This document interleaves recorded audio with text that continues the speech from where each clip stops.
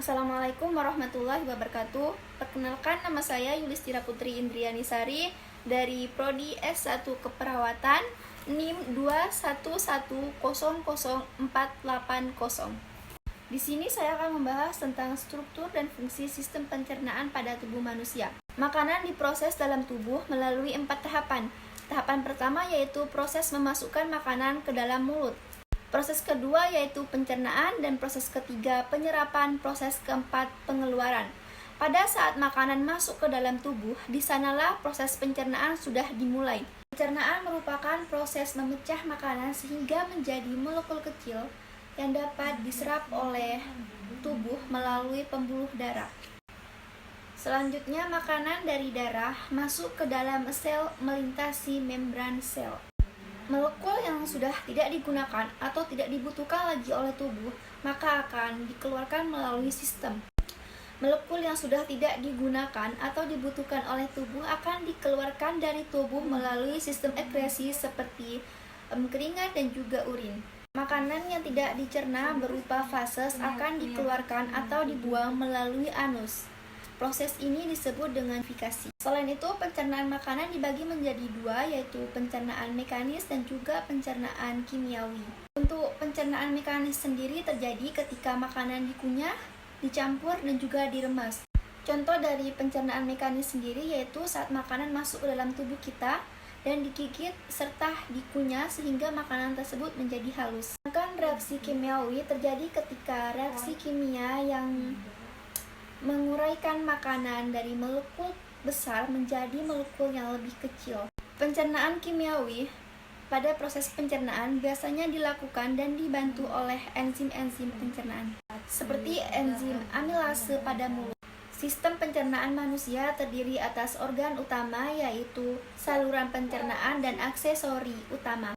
Sistem pencernaan manusia terdiri atas organ pertama yaitu saluran pencernaan dan aksesori atau juga dapat disebut dengan tambahan.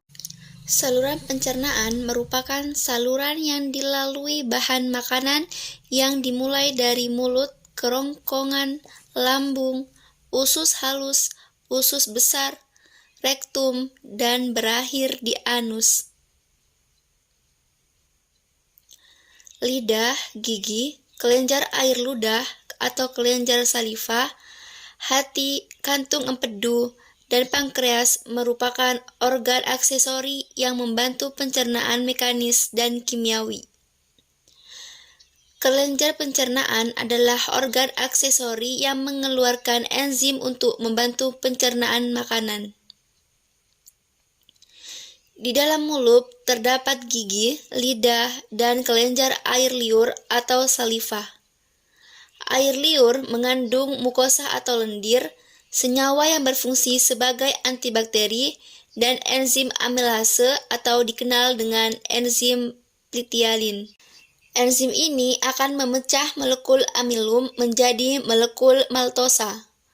Di dalam mulut terjadi pencernaan makanan secara mekanis dan kimiawi. Setelah melalui rongga mulut, makanan yang berbentuk bolus akan masuk ke dalam tekak atau faring.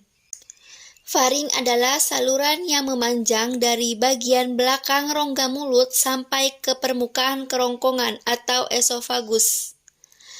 Pada pangkal faring terdapat katup pernafasan yang disebut epiglotis. Epiglotis berfungsi untuk menutup ujung saluran pernafasan atau laring agar makanan tidak masuk ke saluran pernafasan. Setelah melalui faring, bolus menuju ke esofagus atau kerongkongan. Otot kerongkongan berkontraksi sehingga menimbulkan gerakan meremas yang mendorong bolus ke dalam lambung. Gerakan otot kerongkongan ini disebut sebagai gerakan peristaltik. Setelah dari esofagus, makanan masuk ke lambung. Di dalam lambung terjadi pencernaan mekanis dan kimiawi. Secara mekanis, otot lambung berkontraksi mengaduk-aduk bolus. Secara kimiawi, bolus tercampur dengan getah lambung. Getah lambung mengandung asam klorida atau HCl, enzim pepsin, dan enzim renin.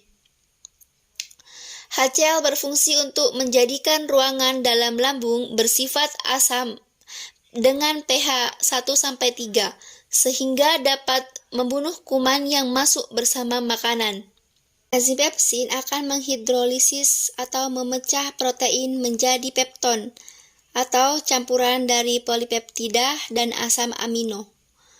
Enzim renin akan mengedapkan protein kasein yang terdapat dalam susu.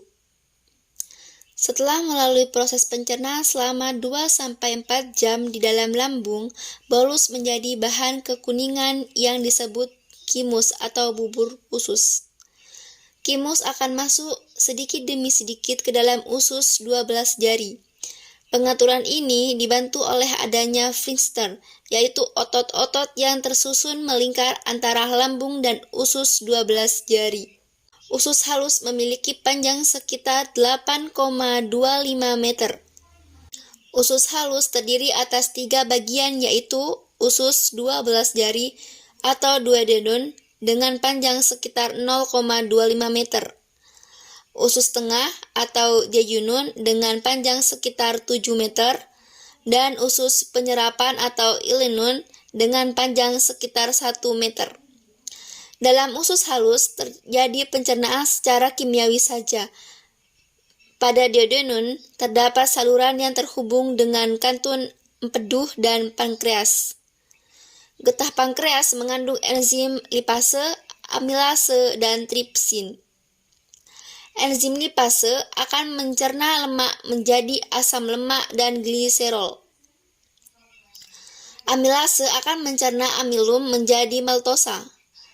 Tripsin akan mencerna protein menjadi polipeptida. Getah empedu yang dihasilkan hati akan mengemusilkan lemak, yakni membuat lemak agar larut dalam air. Pencernaan makanan dilanjutkan di jejunum. Pada bagian ini terjadi pencernaan terakhir sebelum zat-zat makanan diserap. Zat-zat makanan setelah melalui jejunum menjadi bentuk yang siap diserap. Penyerapan zat-zat makanan terdiri di ileum, glukosa, vitamin yang larut dalam air, asam amino, dan mineral setelah diserap oleh vivi usus halus akan dibawa oleh darah menuju hati dan diedarkan ke seluruh tubuh. Struktur usus manusia memiliki lipatan-lipatan, baik bagian luar maupun bagian dalam. Semakin luas bidang permukaan bagian dalam usus, semakin banyak villi yang terdapat akan menyebabkan proses penyerapan yang terjadi juga akan semakin efektif. Usus besar atau kolon memiliki panjang kurang lebih 1 meter dan terdiri atas kolon ascendens atau naik, kolon transversum atau mendatar, dan kolon descendens atau menurun, dan berakhir pada anus. Di antara usus halus dan usus besar terdapat usus buntu atau cecum. Pada ujung cecum terdapat tonjolan kecil yang disebut umbai cacing atau appendix, yang berisi massa sel darah putih yang berperan dalam imunitas. Bahan makanan yang sampai pada usus besar dapat dikatakan sebagai zat-zat sisa. Zat-zat sisa berada dalam usus besar selama 1-4 hari. Zat sisa tersebut terdiri atas sejumlah besar air dan bahan makanan yang tidak dapat tercerna, misalnya selulosa. Usus besar berfungsi mengatur kadar air pada sisa makanan. Bila kadar air pada sisa makanan terlalu banyak, maka dinding usus besar akan menyerap kelebihan air tersebut. Sebaliknya, bila sisa makanan kekurangan air, maka dinding usus besar akan mengeluarkan air dan mengirimkannya ke sisa makanan. Dalam usus besar terdapat banyak sekali bakteri Escherichia yang membantu membusukkan sisa-sisa makanan tersebut. Bakteri Escherichia coli mampu membentuk vitamin K dan B12. Sisa makanan yang tidak terpakai oleh tubuh beserta gas-gas yang berbau disebut tinja atau feses yang dikeluarkan melalui anus. Sekian penjelasan materi sistem pencernaan dari saya. Jika ada kekurangan, saya mohon maaf. Wassalamualaikum warahmatullahi wabarakatuh.